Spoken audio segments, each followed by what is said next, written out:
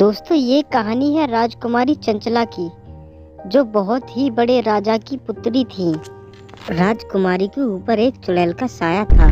तो चलिए दोस्तों देखते हैं राजकुमारी के ऊपर चुड़ैल का साया पड़ा कैसे। अब आगे देखिए। सेनापति जी, अब तो हमारी प्रजा में किसी को कोई परेशानी नहीं है। तभी वहाँ राजकुमारी चंचला आकर अपने पिताजी से बोलती हैं, पिताजी आज मेरा व्रत है, मैं मंदिर जाना चाहती हूँ।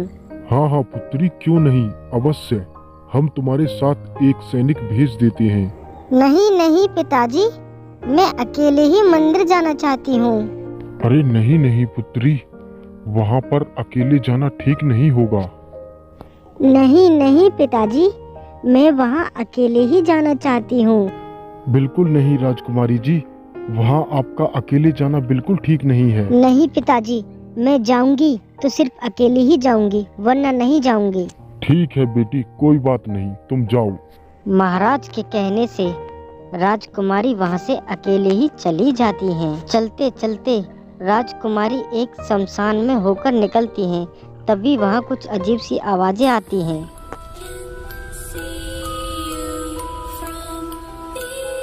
अरे ये आवाज किसकी है?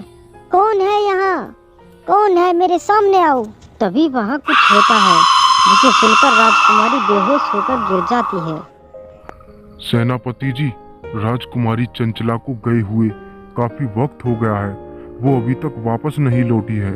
तुम जाकर पता लगाओ कि ये क्या हुआ है, राजकुमारी चंचला किस हालत में है, जल्दी से जाकर पता लगाओ। महाराज, हमने तो आपसे पहले ही कहा था कि राजकुमारी को अकेले मत भेजिए, लेकिन आपने हमारी बात नहीं मानी। सेनापति जी, ये समय इन सब बातों का नहीं है, पहले राजकुमारी का पता लगाया जाए।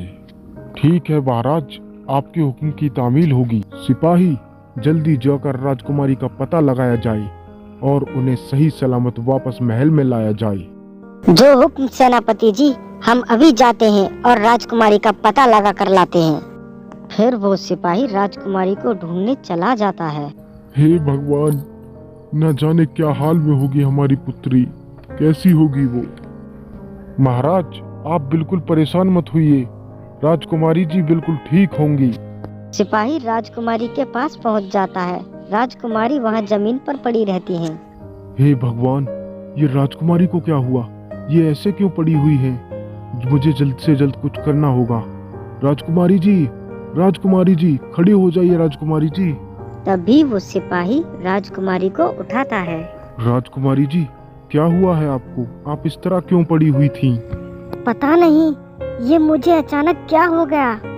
कोई बात नहीं राजकुमारी जी, आप जल्दी चलिए, महाराज आपकी प्रतीक्षा कर रहे हैं। ठीक है, चलिए। उसके बाद राजकुमारी उस सिपाही के साथ वापस अपने महल लौट जाती हैं।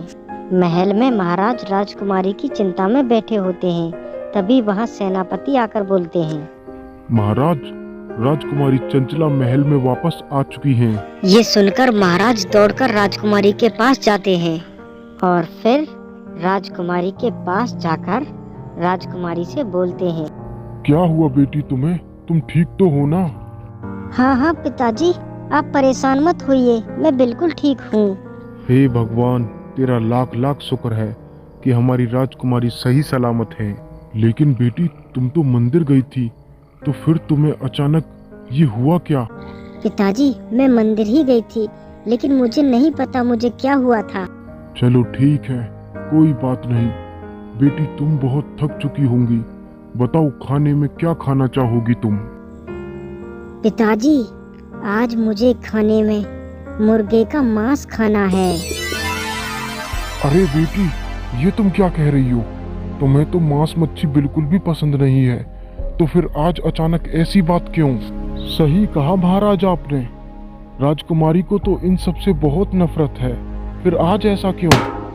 मैंने कहा ना, मुझे मांस खाना है, मेरे लिए जल्दी से मांस बनाकर लाया जाए। ऐसा कहकर राजकुमारी वहाँ से अपने कमरे में चली जाती हैं। तो दोस्तों, मंदिर जाती हुई राजकुमारी को अचानक शमशान में क्या हो जाता है और राजकुमारी मांस मच्छी क्यों खाना चाहती है, ये अचानक राजकुमारी को क्या हो जाता है, ये सब हम आपको पार्ट 2 में दिखाएंगे।